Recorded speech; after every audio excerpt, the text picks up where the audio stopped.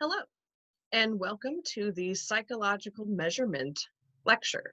So today, we're going to talk about constructs. We're going to talk about different ways to measure those constructs in psychology. Um, so let's get started. This lecture is associated with the class activity that we're going to have. So this is the place to go if you want to have a review of that or get ready for that activity. So, like I said, psychological measurement, but just as a quick refresh in terms of the experiments that we were talking about previously. So I have a little quiz question for you. Well, just a little checking your understanding.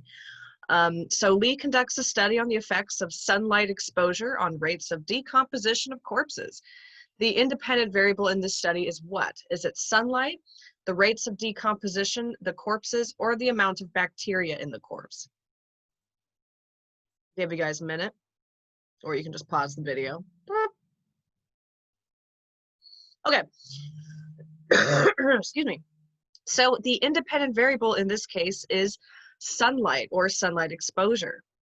The rates of decomposition would be the dependent variable. That is what Lee is comparing between the different rates of sunlight exposure. The corpses themselves, those are just part of the measure. That's just what he's looking at. And then the amount of bacteria in the corpse. Now that could be kind of the theory as to why, partially explaining why the sunlight is having different effects. Maybe the more sunlight exposure to a corpse, the more bacteria is able to grow on that corpse. So it is sunlight exposure that is the independent variable. Maybe he puts, he probably found the bodies, maybe, Lee, if you know the Telltale Walking Dead game. But anyway, maybe he's looking at corpses that were in the sun versus those that were inside of a building with no direct sunlight exposure and comparing the decomposition on those two things, on those two groups of corpses. Ooh, this is starting off really cryptic and I'm loving it. Anyway, so the independent variable in this case would be sunlight exposure. Now, with that being said, let's talk about psychological measures. You guys are familiar with many of these, I'm sure. And we have different ways to measure things in psychology. Personality questionnaires. I'm sure you guys are familiar with the Big Five, or at least have heard of it, where there's the 5 personality traits that every individual kind of falls on the spectrum for each one. So there is openness to new experiences, conscientiousness, extroversion, agreeableness, and neuroticism. So you take that questionnaire and you fall on the spectrum of each of those 5 different big personality traits. Intelligence test, the most common one I'm sure you guys are familiar with is the intelligence quotient test, or just the IQ test. Memory test, so there's tons of different ways to do a memory test. We've kind of talked about testing kind of a bit of your short-term memory and also long-term, depending, but giving you guys like a list of words to look at for a minute or so, and then taking it away, having you do something else, and then coming back to it after that, doing something else, and seeing how many you recall. That could be a memory test. School exams, or, college exams. You've taken, you might have taken your SATs or just any exam in college or in high school, middle school, elementary school. We're familiar with exams. Which we're going to have one coming up. Hey, so if you haven't already, make sure you come to my office consultation, but I digress.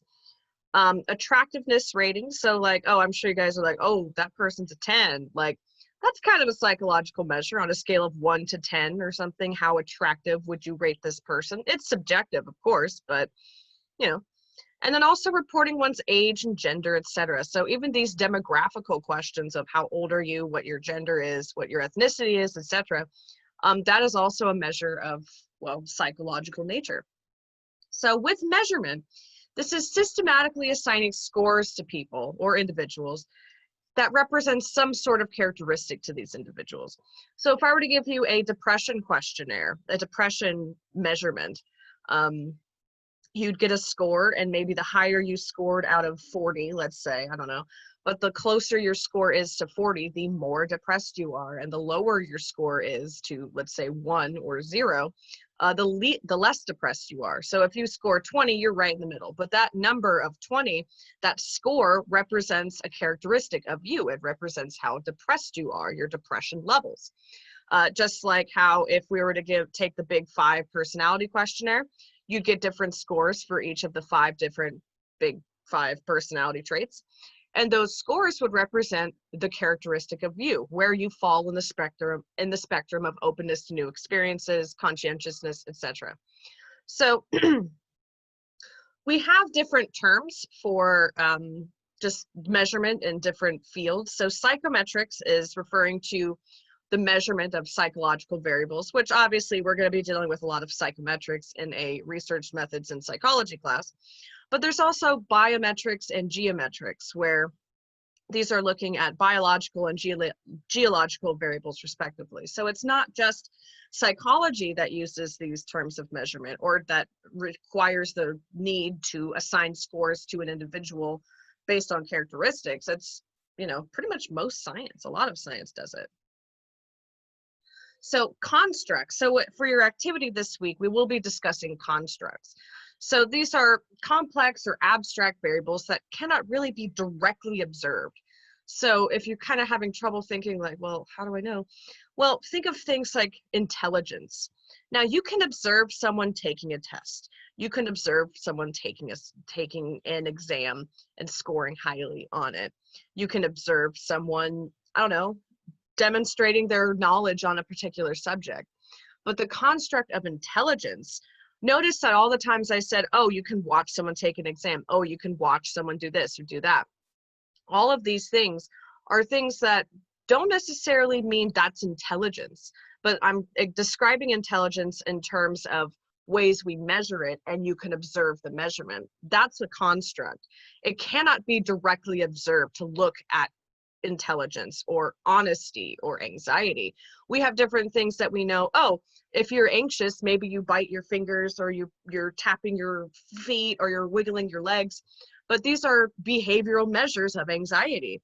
We have to represent it through some sort of measurement, be that physiological, which is our bodies. So maybe your heart rate or your blood pressure or what have you. We can measure it through behavioral measures, where we're watching you do something like bite your nails or wiggle your leg or tap your feet or something. That's a behavioral measure of anxiety. Or we can just straight up give you an anxiety questionnaire, which is, oh, well, that's a self-report measure of anxiety. But all of these things we can't really directly observe. We have to kind of go through methods of observing these, and that is what a construct is. So what does generosity look like? Oh, well, it's giving money. Maybe it's, giving money to charity, or helping someone in need, or, I don't know, sharing your lunch with someone. Well, those are things that we can observe directly, but we're putting a name on it. We're putting in a name of generosity on that. That's how we're choosing to measure generosity. So these are just some examples of constructs. Also, it's not just in psychology that there are constructs. There's also economic productivity. So you might use that in business or economics. Immune system functioning, that would definitely be something that would be seen in biology. And seismic hazard levels, that could be geology. But each science kind of has its own construct that they choose to measure through different methods. Obviously, we're going to be discussing psychological methods, psychometrics, because this is, again, like I said, research methods in psychology. But anywho, so operational definitions. This is just a term for how we are going to measure our construct. So let's take the construct of stress. Now, there are tons of different ways to measure this, and I have a couple here. So I mentioned these self-report behavioral and physiological measures that we can use to, or methods to measure something. So self-report is typically a questionnaire, and I'm going to get more into this later. But first off, I'm going to go over these different scales that we have here. So these first two options, the social readjustment rating scale and the perceived stress scale, both of these are self-report measures. So this is the stress scale. I have both of them here. Here's the perceived stress scale. So you see that it's on a 0 to 4 Likert scale. It's a 5-point Likert scale with never, almost never, sometimes, fairly often, and very often. So that's 5 different points there. And it's asking in the last month, how often have you been upset because of something that happened unexpectedly? Or in the last month, how often have you felt nervous and stressed? So this is a self-report measure of stress. We give you these different questions and you kind of think back of the last month of your life, or within the last, that sounds really cryptic. My God, we're starting off on a very cryptic note this lecture. But you're asked to think about the last month, the previous month, and answer these questions in relations to it. So how often have you felt you're on top of things? How often have you been angered because of things that are outside of your control? You're asked to, well, rate this on, oh, I've never felt I've been out of control, or I'm always feeling that I can't cope with things, or what have you. You answer those questions. Now, here's a different sort of way to measure stress. This is one we might be more familiar with. Likert scales, how are you feeling in the last month or the last week or what have you. But here's another one. So what you do is you look at these different life events and you pretty much mark off the ones you have. So if you've recently experienced the death of a spouse or divorce, marital separation, there's a whole list. And the higher the life-changing units number is, probably the more stress you can relate to that. So change in health of family member, pregnancy, change to different line of work, death of a close friend, change in living conditions, all of these, minor violation of law, if you're jaywalking. But anyway, you would check off all of these things that you've experienced recently, and then you'll see here the score. If you score above 300, you're possibly at risk of illness. So because all of these stresses that are occurring in your life, you could be, prone to something happening to you in terms of stress-related illnesses. Score of 150 to 299, you have a reduced risk, and then if it's less than 150, you only have a slight risk. So again, you would just tally up all of these different things that you have. So maybe you have trouble with your in-laws, boom, you get 29 points. Maybe you have a major mortgage, oh God, add 32, etc. But you're adding up all of those, and then you are just determining how stressed you are. And again, that scale on the bottom provides a scale for you to know how to interpret your score. Because again, with psychological measurement, we do have scores that are attributed to each individual, and that score represents some sort of characteristic. So like that scale method said at the bottom, if you have more than 300 on that perceived stress, or excuse me, on the social readjustment rating scale, then you would have a serious risk of stress-related illness. So some other ways to measure stress, some other ways to look at it, would be blood pressure. We take your blood pressure and see if it's super high. Maybe you've been stressed lately. Cortisol levels are another physiological method of measurement for stress. Cortisol is a hormone that your body produces when you are stressed. So if you have high levels of cortisol in your body, chances are you're probably stressed. So all of these are different ways to measure stress, but none of them are necessarily wrong. I mean, they all certainly are ways of measuring stress. Just depending on what your study is looking for or what's possible for you, one operational definition, one method of measuring stress might be better than another. So for example, for your final projects, if you were to look at stress or something, you probably would not take cortisol levels, because that would require taking blood and actually looking for cortisol levels, which requires some, fancy schmancy equipment that myself and you probably don't likely have access to. If you do, holla, but I can't get you that for you. But anywho, so I talked about the broad types of operational definitions. I've talked about self-report, I've talked about behavioral, and I've talked about physiological. But now I'm going to kind of get into more detail about those. So with self-report measures, this is where participants report on their own behaviors, feelings, thoughts, etc. So these are typically surveys. You're typically going to take surveys. It's like, in the last month, how have you coped with this? Or in the last month, what have you been experiencing? And you're going to answer those questions. So these can be related to attitudes, emotions, personality traits, skills and abilities, how often you do something, your tendencies and intentions. There's so many different ways to go about this.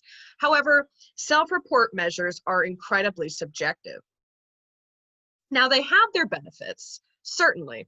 I can't look at you and know how you feel. I have to provide you a survey for you to tell me. If you've ever worked in customer service, I'm sure you're familiar with the concept of your face might say something, "You're very welcome, sir. Oh, anything for you, madam. You're always right." But then your actual internal thoughts or your feelings are very different from what you're displaying on the outside. If this person asks me to get her another damn pair of shoes when I've told her we don't have anything in the back, I'm going to lose it. But I have to say, "I'll check for that. I'll check that for you, ma'am," or what have you. So you are familiar with that concept of, sometimes self-report measures are necessary because you can't necessarily tell how someone is feeling. Or same thing with depression. A lot of times people can be suffering just hardcore from depression, but they're still having to get up, go to work, go to school. Well, like we go to school, but you're still having to, take part in your normal day-to-day activities, but you could be suffering severe depression. But again, your behaviors in terms of you're doing your work, you're going to class or what have you, those are misleading. I would think, oh, you're fine, but you're actually, in a crippling depressive episode. I don't know. And if any of you are going through that, like, I feel you, I've been through those recently. So you got this. You're doing great by even watching this video. But anyway, I digress. Yeah. Self-report measures, though, are also incredibly subjective in the sense that, well, we might rate ourselves for like skills and abilities, let's say.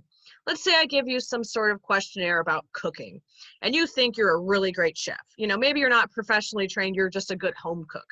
But maybe you're thinking, "Ooh, my family always loves my pork chops," or like, "Ooh, I make a mean biscuits and gravy," or, "Oh, whatever." You might rate yourself as a much better cook than you really are. Nothing wrong with that. We're human. We tend to do that. We have that bias towards ourselves where sometimes we'll think we're a lot better at things than we are. Other times we might think we're a lot worse at things than we are really. Wow, that sentence fell apart.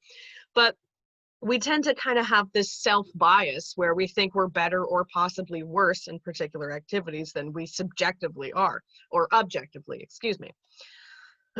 Another thing that is common with self-report measures is your response to things can change based on what you think is required of you, or what you think the person asking you these questions wants to hear.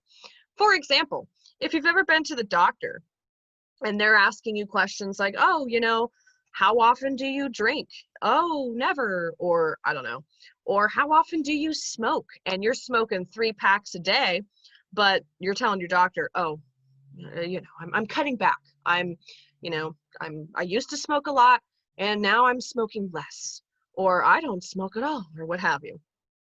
You might say that because you're thinking, "Well, my doctor knows that it's not good. I know it's not good to smoke. My doctor obviously knows that." Or, "My doctor doesn't need to know I drink a fifth of vodka every day," or whatever. I don't know. But you might kind of tweak your answers a bit based on who is asking the questions. Or if you've ever been a teenager, well, we've all been teenagers at one point.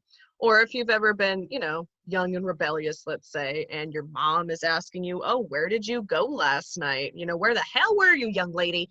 Or whatever. Are you going to be completely honest in your response? Chances are probably not. "Oh, I was at Becky's house."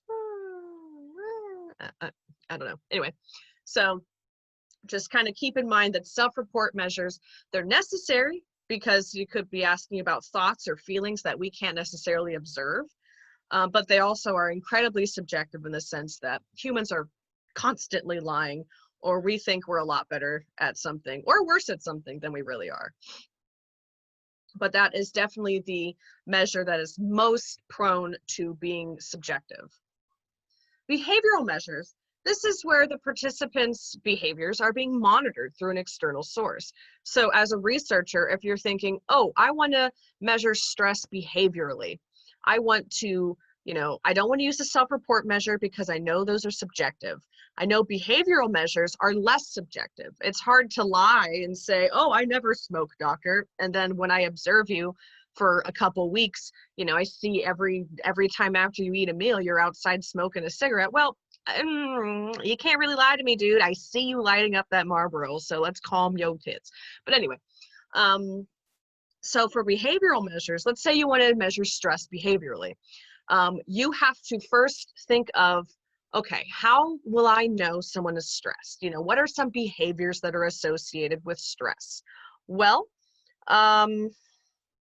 like I was mentioning earlier, maybe you bite your fingernails or your cuticles, or you fidget with your hands.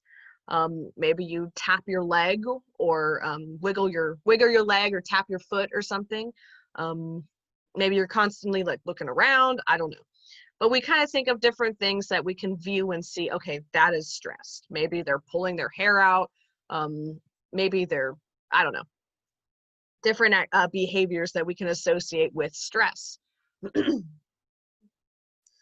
thing is, let's think about aggressive driving. I know that's a common thing I like to discuss. So we can do a self-report of how often, check the box for how often you do any of these activities.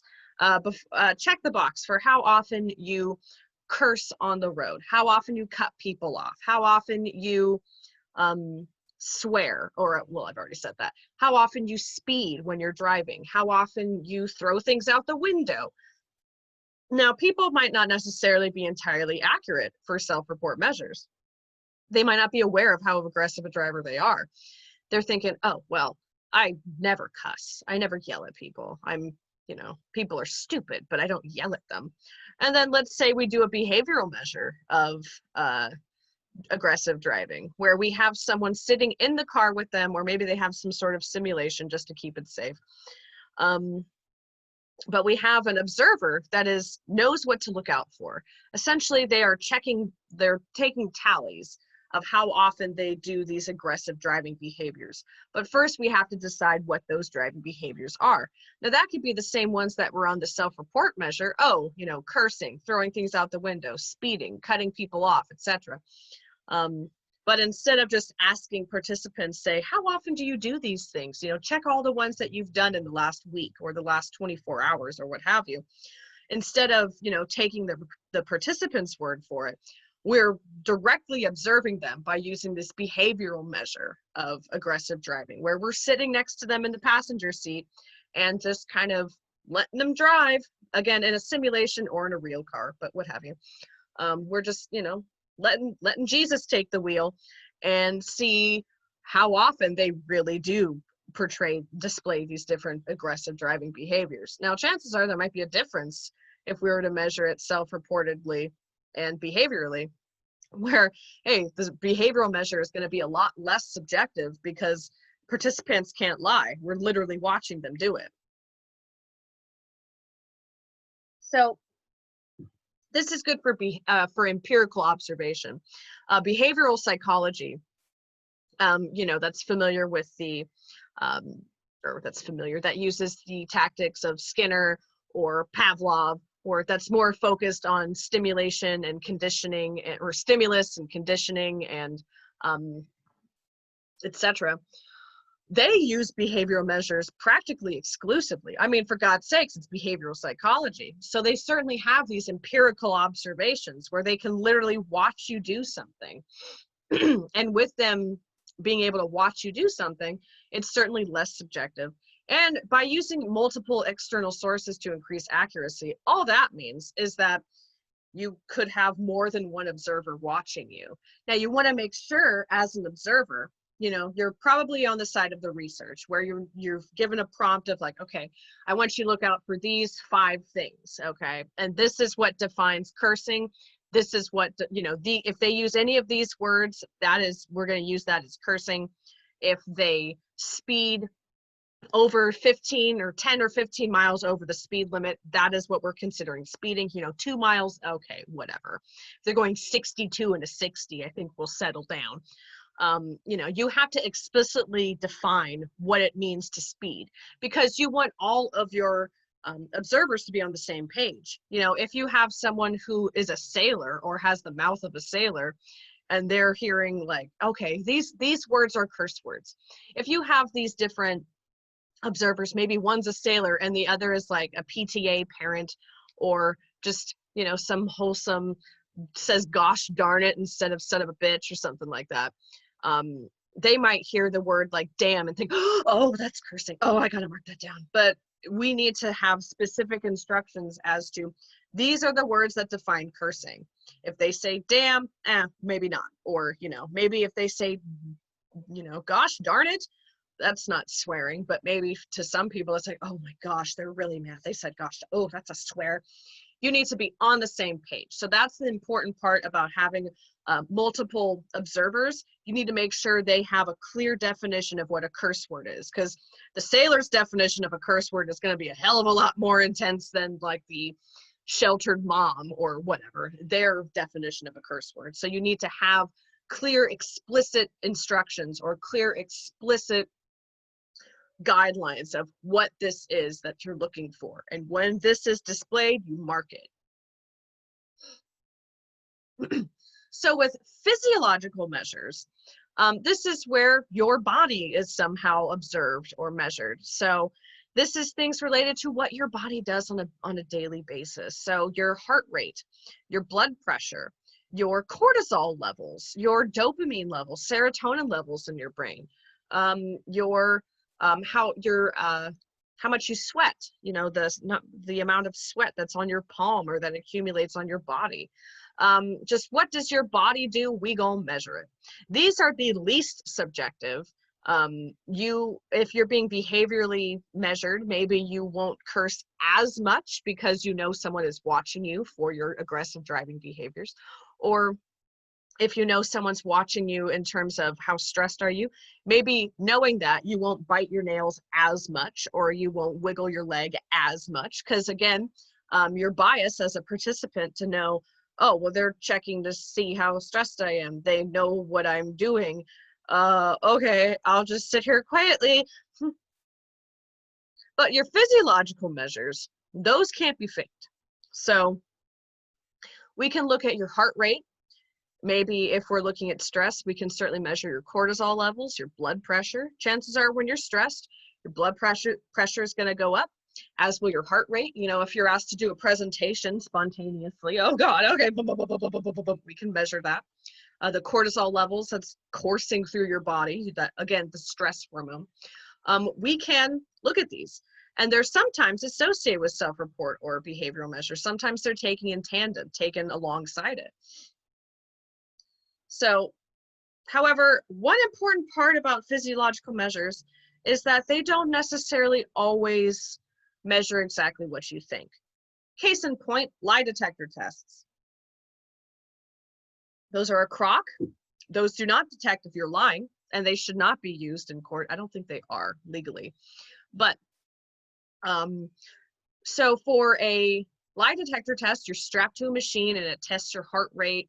I think it might test your galvanized skin response or your sweat. I don't know all the things that it measures, but essentially it takes physiological measures of your body. And the idea is that when you lie, maybe your heart rate's going to go up, or maybe you are going to have, you're going to sweat more. But it's hard to know, okay, is it that you're really lying? Or maybe it's because you're in a room alone with a police officer or a detective and they're asking you questions. That's a pretty intense situation, especially if you are, not on the right side of what the law sees is right. So if you're sitting in an office with a detective and he's accusing you of like, oh, where were you? Did you kill that person? That's intense, because you're thinking, I know I didn't, but oh my God, like, what if they think I'm lying? What if I go to jail? That's intense. So everyone's heart rate's going to be increased. So innocent people might be looking like they're flying off the charts on a lie detector test.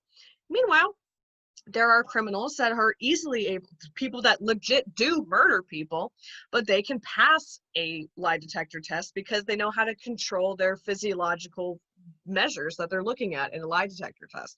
They know how to control their heart rate. They know how to, I don't know, stop sweating. I don't know, but they can control their bodies in a sense that, I'm going to pass this lie detector test. So while physiological measures are good in the sense that they can measure your heart rate, they can measure this or that, and you can't really lie about, oh no, my heart's not beating that fast. Dude, yes it is. I have a stethoscope to you right now. I hear it. I feel it in my soul. It's oftentimes taken in tandem with self-report or behavioral measures. And again, lie detector tests are garbage. So these are, like I said, the least subjective. Finally, I'm going to have another little quiz for you guys. So when the participant's stomach makes an audible noise, that counts as 1 hunger point. This is a good example of a what? Is this a self-report measure, a qualitative variable, an operational definition, or an independent variable?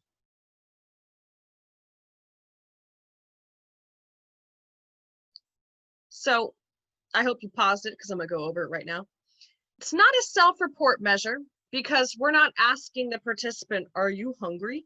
We're simply listening for their stomach to make an audible noise. And when it does, that counts as a hunger point.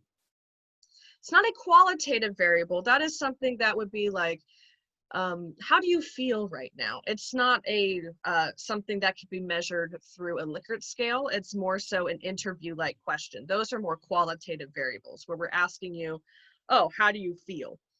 Or, you know, explain what it means to you to be American or whatever, I don't know. And it's not an independent variable because we're not manipulating their stomach to croak. We're not manipulating them in any way. So this is an operational definition. Now, this is a broad topic, but in terms of the type of operational definition it is, again, we have self-report, we have behavioral, and we have physiological. This would be a behavioral measure of hunger. So we're listening to this participant's stomach, like, you know, they're pregnant. We're just like, ooh. And we are just, when we hear an audible noise from the stomach, we mark it down as a hunger point. So in this case, it's an operational definition. That is the best response, the best answer. But to be more specific, that is a behavioral measure. So finally, it's funny, my stomach just made an audible noise. I'm going to mark 1 hunger point. So for general principles in terms of making measures, which these are the things you guys want to keep in mind when we have our activity this week. So you need to clearly identify the construct of interest. So are you measuring hunger? Are you measuring honesty, intelligence, stress, what have you? You need to make that clear. That way, when you write the questions, it's easier for you to go into one direction. And to just know, hey, this is a measure of stress. Here are stress-related questions. Or, hey, this is a measure of honesty. Here are honesty-related questions. By clearly identifying your construct of interest, it's easier to keep you on track. You're going to use multiple items. So you're going to have more than one question that's going to ask about stress or intelligence or what have you. You can't just ask people, oh, on a scale of 1 to 10, how smart are you? Oh, 10. Oh, they're really smart. Nah, you got to have multiple questions measuring your variable because one question's not enough. It's not going to do it. You got to have more than one. So using 1 or more reverse scored items. So this is where if, oh, on a scale of 1 to 5, where 1 is never and 5 is always. Let's say you're taking a depression questionnaire. And again, 1, never, 5, always. The questions up to that point are, oh, you know, I find it hard to get out of bed in the morning, or I don't like to do activities that pleasure me, or something like that. For those questions, these are questions related, these are statements related to depression. So if you have depression, oh, my normal tasks are not exciting for me, or things I found pleasurable, I can't find the will to do anymore. If you say always, which was 5 on that scale, okay, that 5 represents you're super depressed, dude. But then you have another question and it says, oh, maybe just the opposite. I find it easy to take part in activities that pleasure me or the activities that I like to do. I have no troubles getting up out of bed in the morning. If you have that same scale of 1 is never and 5 is always, if you're saying, oh, I never feel happy when I wake up in the morning, like the statement that says, oh, I get out of bed, no problem. If you say never to that, that's actually a very depressed question. If you're saying you never get out of bed happy in the morning, or never want to get out of bed, or never not want to get out of bed, then you need to flip those scores. If the higher you score on this questionnaire, the more 5s you have overall, the more depressed you are. When you have a question like, oh, I wake up in the morning feeling ready for the day, ready to take on the day. Well, if you're depressed, you're probably not going to feel that way. But if you're going to say a 1, a never, I never feel ready to take on the day when I wake up, that's a score that needs to be reversed, because even though it's a 1 on that question where you never feel that way, that statement, that sentiment is actually something that's very depressive. So you need to switch that to a 5. And just having a mix of scores or of items that are reverse scored like that kind of makes sure you get a little fuller picture. It gets you more just not so focused on the negative, or, well, in the case of depression, it's negative, but it kind of gives you a mix of questions. So you're not biasing your participants to be just more in the negative direction of that particular questionnaire. And finally, you'll want to use a consistent response format. So if you're using a Likert scale, again, a 1 to 5 or 0 to 4, like the perceived stress scale we saw earlier, you want to use that same scale throughout the entire questionnaire, throughout the entire measure.